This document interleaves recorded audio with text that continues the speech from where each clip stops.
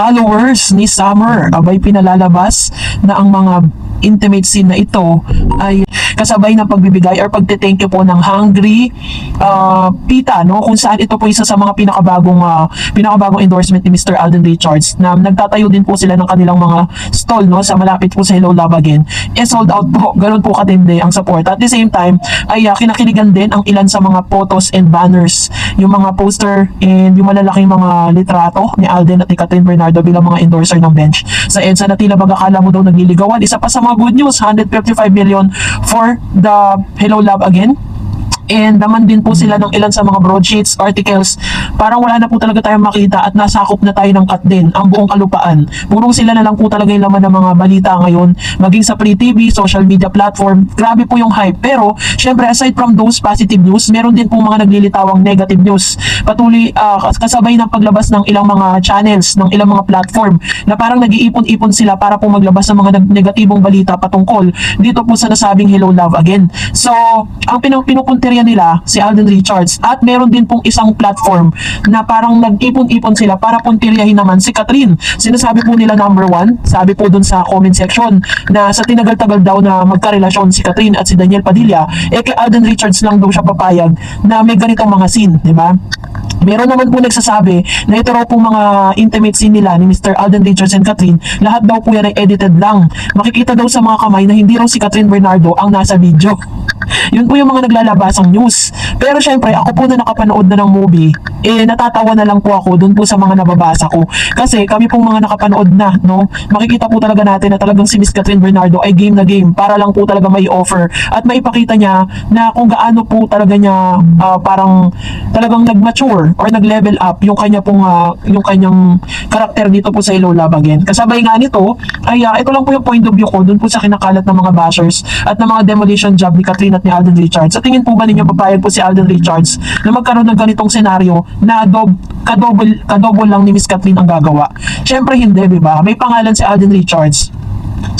At hindi papayag po ang directors at hindi rin papayag ang ilan sa mga executives na parang magkakaroon ng ganitong intimate. Ang swerte naman po nung kadoble ni Miss Catherine, di ba? Kung siya po yung gagawa nito ni Mr. Alden Richards. Pero katulad ng sinabi ko sa mga latest updates ko sa inyo, na pag napanood nyo po ito is mararamdaman ninyo na hindi siya hindi po siya pang Viva Max katulad ng ikinakalat ng ilan. Si Miss Catherine daw ngayon ay naiba na yung style, pang Viva Max na. Nyo, ganun po katitindi yung mga inilalabas ng mga salita against Catherine. Tapos kay Alden Richards, hindi naman daw ganun kagaling, katulad na sinabi ko sa inyo sa aking pong main channel, na parang binabasa lang daw sa blackboard yung pagbibigay ng kanyang script. Pero syempre, katulad mo ng lahat, ano pong inaasahan natin? Bashers nga kaya talagang puro negative yan. So, masasabi ko lang dyan is, sige, magparami pa kayo, kasi the more na binabash nyo po yung movie, the more na ang dami pong mga naglalabas ang mga fake news, the more na ang dami pong namiminta sa movie na ito, mas lalo po talaga nai-entice at mas lalo pong binubuhay nyo ang curiosity ng mga moviegoers. Kaya naman tuloy-tuloy lang po. Hanggang sa ngayon may mga midnight screening pa rin, may mga black screening pa rin na pinupuntahan si Alden at si Catherine para magpasalamat sa mainit na support ang ibinibigay po ng maraming Pinoy dito sa Pilipinas. And for now, magbasa tayo ng inyong mga komento. Sabi ni Miss Piggy Yu, alam mo Miss Dars, yung mga magnanay na yan, mga user talaga, if ever man na magkatambalan sila uli, hindi ganun kaboom ang movie nila. Si Summer hindi talaga sisikat nang walang Catherine. Ako, may palagay na yung nanay, mastermind lang yan, mga spoiler. Hindi ko kakagigil sila, nakikisaw-saw talaga, masyadong conceited si Summer. Naku Catherine, ingat-ingat sa mga users, alam na this. True.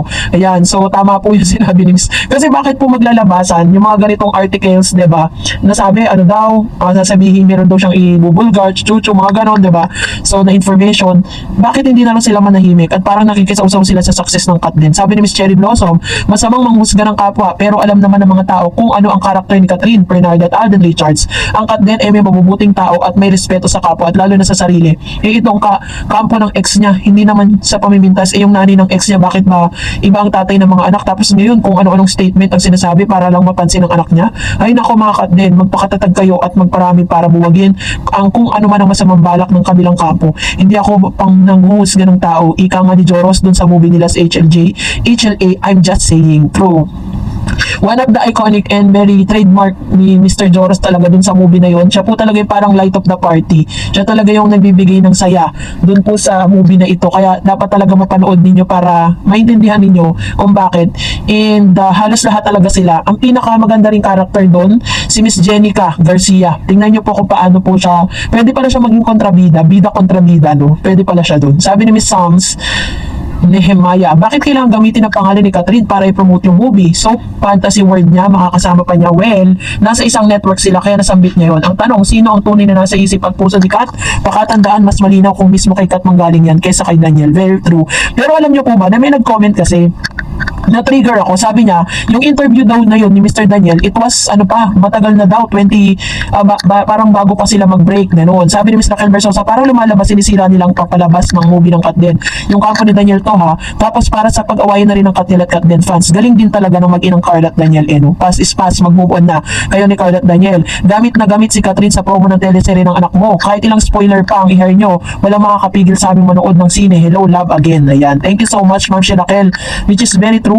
And hindi naman natin pinapoint out na talagang sila may kagagawan yan. Pero parang kasi sumasabay lang sila sa hype nung success ng Kat din. Kaya parang mapapaisip na lang tayo, di ba? Kasi mahirap din naman na sabihin natin sila.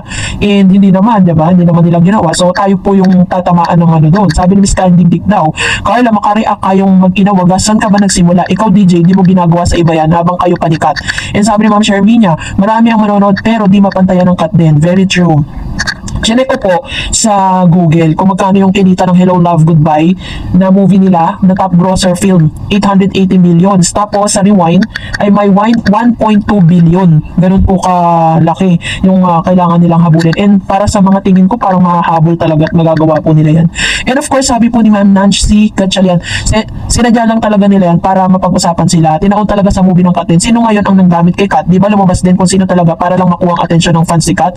Mali kasi yan. Obvious naman na mag-flop ang movie niya dahil wala na sikat sa kanya. Actually, wala po siyang movie. Meron po siya teleseryeng Incognito. According pa sa mga articles, hindi pa si Mr. Daniel Padilla ang bida. Ang pinaka talagang main character, si Mr. Richard Gutierrez. Sabi ni Miss Olivia, sorry, kahit gumawa kayo ng muli ng Kat, hindi mo kayang pantayan ng kita na kasama si Alden. No? Move on ka na. Halimbawa, kung may anak na kayo, anong masama? Bakit? Bawal na bang may anak magmahal muli? Ingitero ka. Lalaki mong tao, lolokohin mo yung tao. Ikaw pa ang may ganang magalit. Magbago ka, baka sumikat ka uli. Kaya may kasabihan ng taong mataas ibinababa ng Diyos.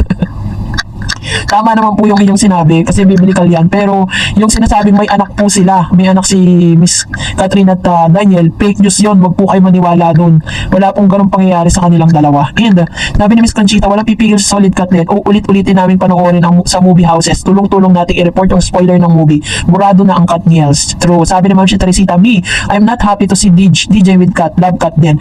And parang hindi rin talaga ako maniniwala na magkaka-movie sila eh. Kasi parang hindi po, walang ganong nakalagay or parang wala pong kasi hindi kasama sa kontrata ni Miss Kat. Diba? Na talagang, na talaga, solo era talaga sila. Sabi ni Ma'am Shibergy, hi Ma'am Dars, thanks again for Kat din. Updates. God bless you more Ma'am Dars. But anyway, thanks God for a very successful at movie ng Kat din. Grabe. 85 million first day. This is first history again. Ayaw nga, yan ang sabi nila Ma'am Dars. Ang galing daw ni Miss Kat at talagang nag-mature nga daw. So Ma'am Dars, di hamak na malaking first day gross ng HLA kaysa sa movie ng Julia and Joshua.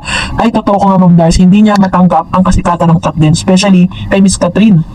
Ayaw niyang matanggap. Actually po, yung kay Miss Julia at saka kay Joshua, yung movie nilang Unhappy For You, kinukompare pa rin dito po sa movie ng Kat din. Sabi ng mga bashers, mas maganda pa rin daw yung Unhappy For You kaysa dito sa movie ni Catherine at ni Alden. Mga bashers kasi. And sabi pa dyan, especially kay Miss Kat, ayaw niya matanggap itong Daniel cheater. Grabe itong Daniel, talagang gagamitin niya si Miss Kat para sisikat siya. Anyway, congratulations Kat din. Sabi ni Ma'am Maricel, hindi na nga nagsasalita si Kat. Bakit sila? True. Diba, never na nga po nagsalita si Miss Catherine. At ayaw niya na rin kasi pag-usapan yan. And sabi ni Miss Glorious Silvano, sinong maniniwala sa inyo na Pasko magkasama ang Kat Nil? Kalokohan nyo. Hindi pa nasiraan ng bait si Kat. True. Sabing grabe nga po ang gumawa niyan, manood na lang, wag na lang ilabas. Di dapat ilabas. Tama naman, di ba? Bilang respeto rin. So anyway, kung hindi pa po kayo nakakapanood, manood na po kayo dahil showing pa rin yan sa lahat ng mga movie. Di sa lahat po ng mga sinihan. And that's it for today. For more videos and updates, please don't forget to like and subscribe. And please don't forget to follow my Facebook page, Bar and Stevie. God bless everyone.